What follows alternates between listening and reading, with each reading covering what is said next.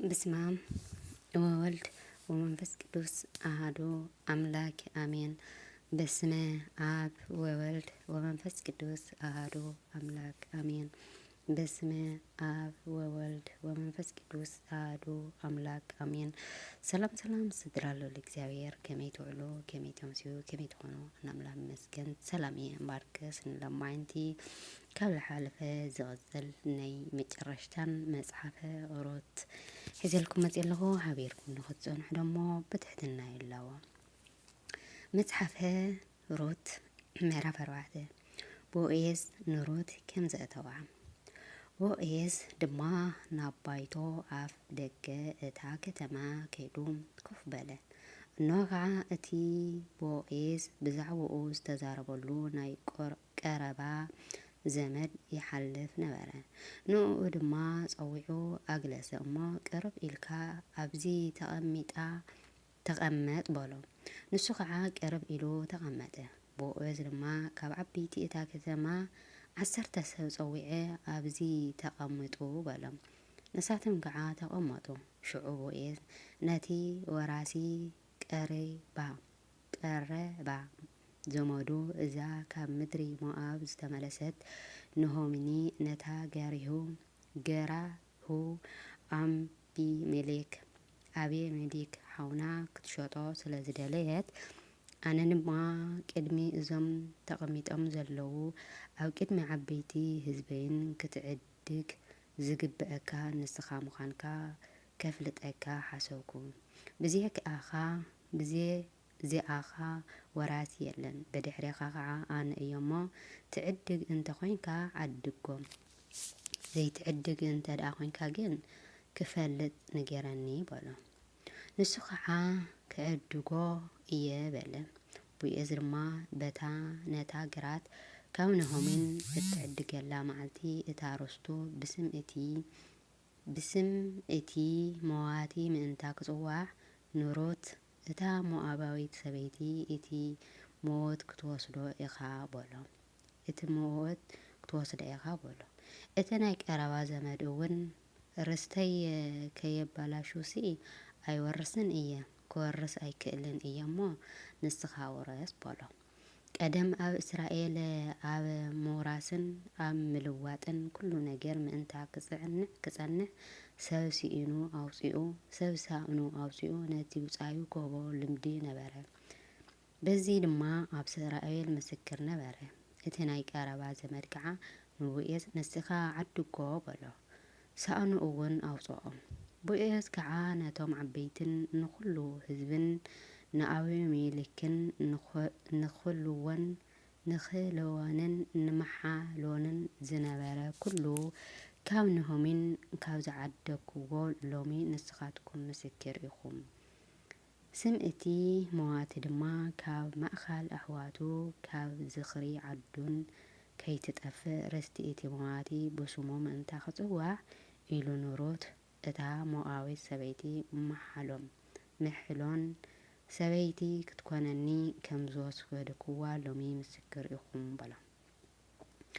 እቶም ኣብ ባይቶ ኣብ ኣፍ ደገ ከተማ ተቐሚጦም ዝነበሩ ኩሎም ህዝብን ዓበይትን ዓድን ከዓ ምስክር ኢና ነዛ ናብ ገዛኻ እተእቱ ሰበይቲ እግዚኣብሔር ከምተን ብሓደ ኮይነን ንቤተ እስራኤል ዝሃነፃ ከም ራሄልን ልያን ይግበራ።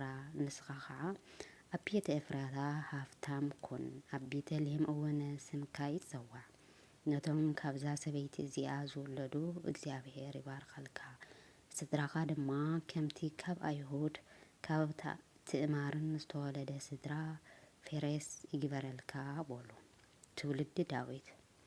ሽዑ ቦዔዝ ንሩት ወሰዳ፣ ንሳ እውን ሰበይቱ ከነት ናብኣ እውን ኣተወ።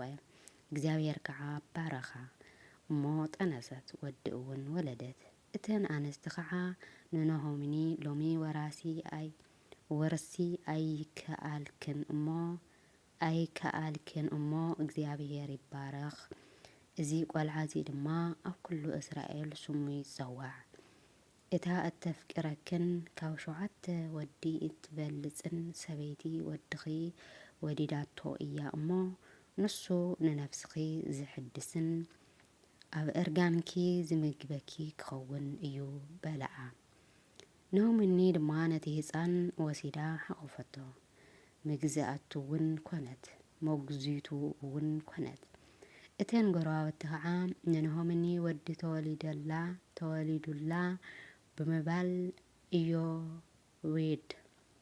ኢዮቤድ ኢለን ሰሚዖም። ንሱ ኣቦ እሰይ እዩ፣ እሰይ ከዓ ኣቦ ዳዊት እዩ። ትውልዲ ፍሬስ እምበኣር እዚ እዩ። ፍሬስ ንኢስሮም ወለደ። ኢስሮም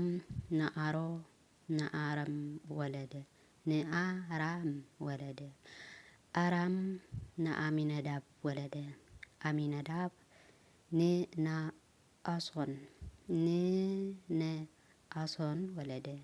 ነአሶን ንሰሎሞን ወለደ። ሰሎሞን ንውኤዝ ወለደ። ውኤዝ ንኢዮቤድ ወለደ። ኢዮቤድ ንእሰይ ወለደ።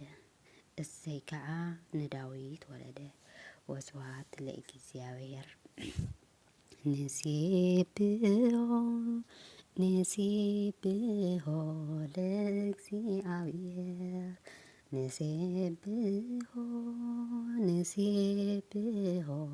ለእግዚአብሔር ስቡሃ ዘተሰብሃ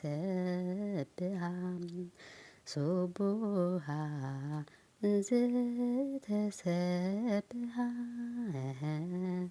ስቡሃ ዘተሰብሃ ስቡሃ ዘተሰብሃ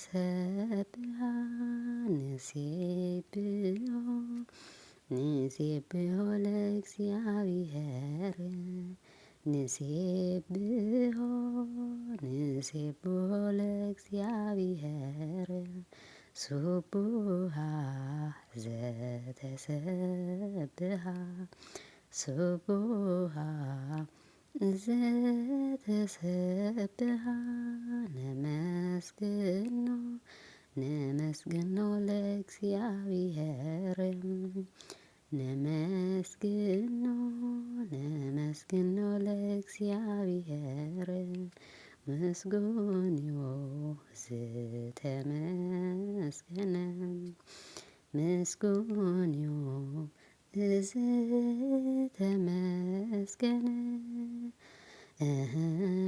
ምስጉንዮ ዝተመስገነ ምስጉንዮ ዝተመስገነ አሜን። ወስብሐት ለእግዚአብሔር ወለወላዲቱ ድንግል ወለመስቀሉ ክቡር። ንዘንጠብጠብክዎ በአፈ ትጉሃን መላእክት ይተአረመለይ። በዓል ዋና መዝሙር ቅዱስ እግዚአብሔር ዝኸበረን ዝተመስገነን ይኹን። ሓፊርኩምኒ ንዝፀናሐኹም ክብረት ይሃበለይ። ቤተሰበይ ንዝኾንኩም ኮማንት ሸር ላይክ እናገበርኩም ክተበራታቱኒ ብትሕትና ይላዎ። ቤተሰበይ ንዘይኮንኩም ደሞ ናይ ደወል ምልክት ብምውቃዕ ቤተሰብ ኩኑ ናልክኤ። ክሳብ ሕጂ ደሞ ተበራታትዑንን እትገብሩለይ ሓቦን ትብዓትን ደሞ ብጣዕሚ ዘመስግን ክብረት ይሃበለይ። ብድጋሚ ሰሰናዩ